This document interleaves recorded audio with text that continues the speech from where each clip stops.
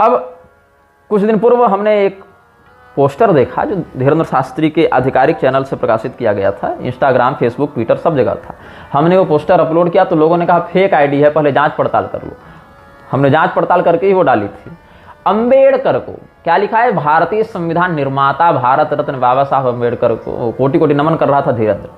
अब अंबेडकर ने क्या किया है, अंबेडकर ने जो 22 प्रतिज्ञा ली थी उसमें कहा अंबेडकर ने कि मैं ब्रह्मा विष्णु महेश इत्यादि त्रिदेवों पर श्रद्धा नहीं रखता हूं, सनातनी वर्णाश्रमोचित व्यवस्था को नहीं मानता था।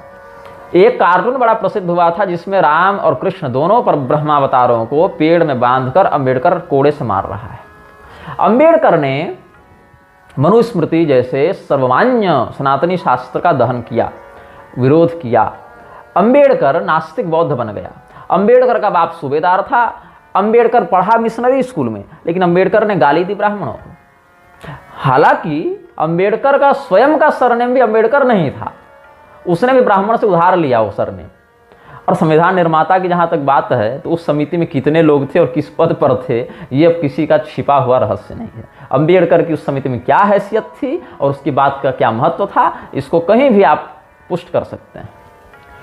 तो ऐसा व्यक्ति जो भगवान श्री रामचंद्र जी को भगवान न मानता हो, अपितु जिसने इतने घृणित शब्दावली का प्रयोग किया कि कौशल्या जी को उनके दामाद ऋष्यशृंग से बेटा हुआ था, इतनी घृणित बात जिसने कही,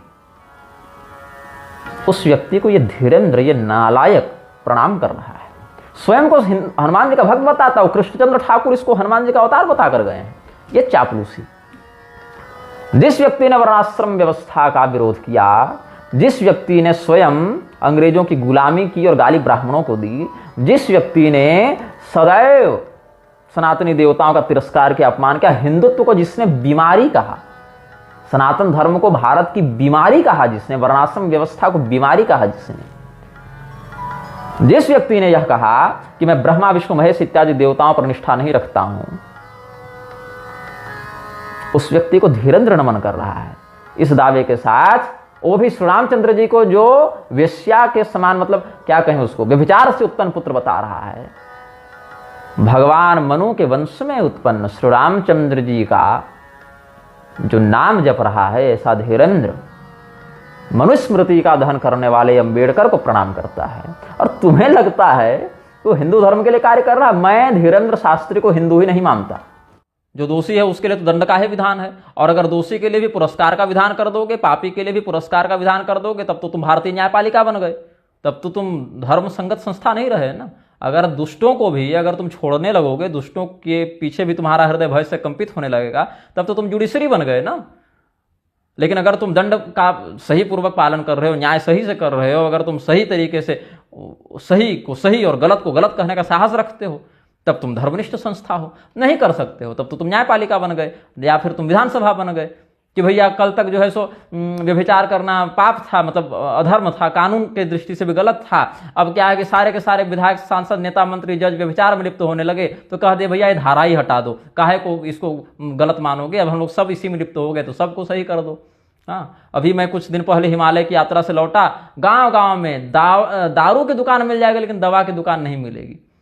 सनातन धर्म तो इससे खत्म हो रहा है। स्टालिन के बयान देने से सनातन धर्म समाप्त नहीं हो रहा है, तुम्हारे आचरण में धर्म का जो तत्व है वह क्षीण हो रहा है ना, इससे धर्म की हानि हो रही है।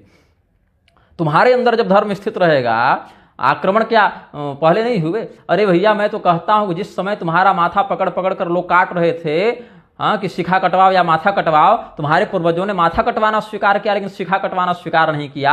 और आज तुम लोग शिखा कटवा के खड़े खड़े मूत रहे हो और कहते हो स्टालिन के बयान से सनातन धर्म खतरे में आएगा।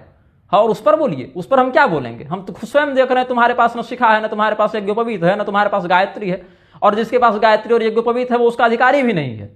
तो कुल मिला के जिसको करना है वो करता नहीं, जिसको नहीं करना है वो उसी के पीछे मर रहा है। तो स्टालिन क्या हानि करेगा धर्म की? हानि तो तुम कर रहे हो। हाँ, जिस समय धोती खींच खींच कर फेंका जा रहा था, महिलाओं को निर्वस्त्र करके बाजार में बेचा जा रहा था, उस समय हमारे पूर्वजों ने धर्म को बचाया। आज तुम्हारी बहन बेटियां बहू जो है सो कमर मटका रही है, रील में नंगे नाच रही है, धर्म तो तुम नष्ट कर रहे हो।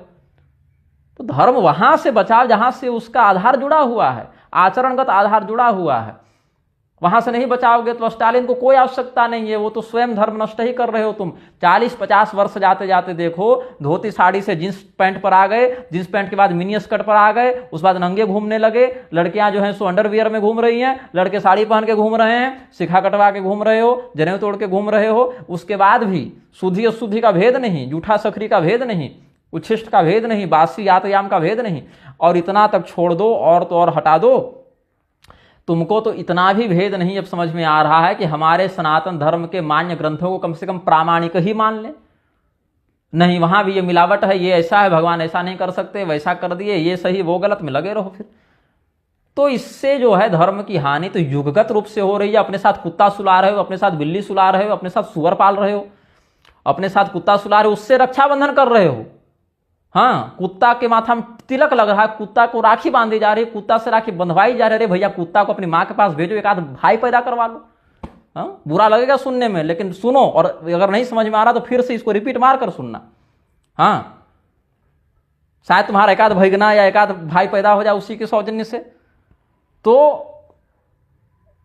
कुत्ता तो तुमसे श्रेष्ठ है, बल्कि कुछ पुण्य किया होगा जो तुम्हारे साथ बढ़िया सोफा में सो रहा और 10 तरह का पकवान खा रहा है। वो पशु होकर मनुष्य योनि का सुख भोग रहा है, तो मनुष्य होकर पशुता किए जा रहे हो। स्टालिन क्या करेगा धर्म का, विहिंसन नेता क्या करेंगे? धर्म अगर तुम अपने आचरण में रख लो तब तो राक्षसों का आक्रमण भी हो जाए तो भी तुम बचा लोगे, जैसे हमारे पूर्वजों ने बचाया।